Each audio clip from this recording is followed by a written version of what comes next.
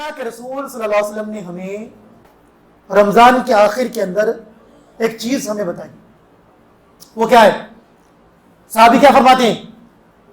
فرض رسول اللہ صلی اللہ علیہ وسلم زکاۃ الفطر صاع من طعام. کیا فرمایا؟ اللہ کے رسول صلی اللہ علیہ وسلم نے ہم مسلمانوں کے اوپر فطرہ نکالنا فرض کیا ہے. کیا فرض کیا ہے؟ فطرہ نکالنا. کس کے اوپر؟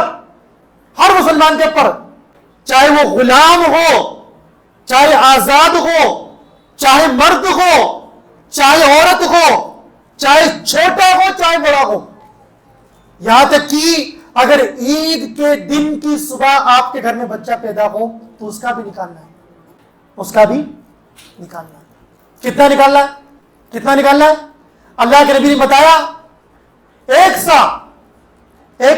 سا کھانے میں سے، چاہے وہ گیہوں ہو، چاہے وہ پنیر ہو، چاہے وہ کشمش ہو، چاہے وہ کھجور ہو، کچھ بھی ہو، ان میں سے کتنا نکالنا ہے آپ کو؟ ایک سا. اور یہ کیوں بتایا اللہ کے نبی نے؟ مقصد کیا ہے اس کو نکالنے کا؟ دو مقصد. ایک تو رمضان کے ہم روزے رکھتے ہیں، ماشاءاللہ رمضان کے روزے رکھتے ہوئے اگر ہم سے کوئی فحش گوئی ہو جائے، کچھ ایسے کام ہو جائے جو روزے کے منافی ہو، تو اللہ کا کرنا دیکھیں.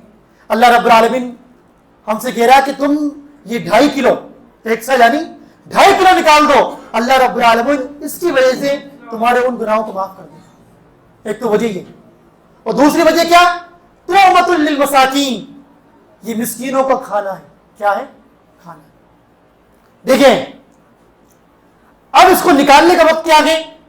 بعض صحابہ کرام سے آتا ہے کہ وہ عید سے 1-2 دن پہلے اس کو نکال لیا کرتے تھے. آپ اس کو نکالنا شروع کر دیں انشاءاللہ.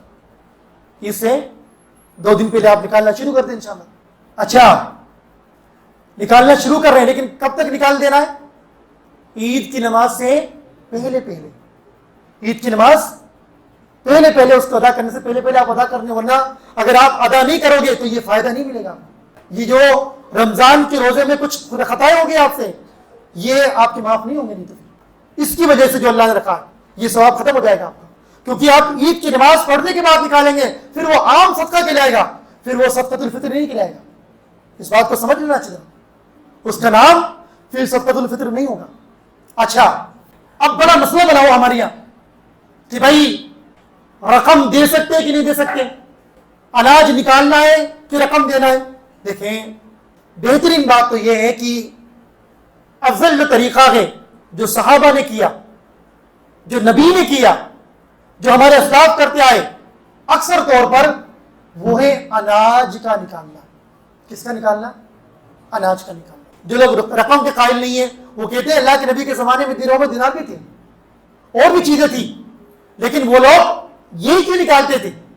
وہ لوگ فقط یہی نکالتے تھے، اناج. تو لہٰذا ہمیں اناج نکالنا چاہیے.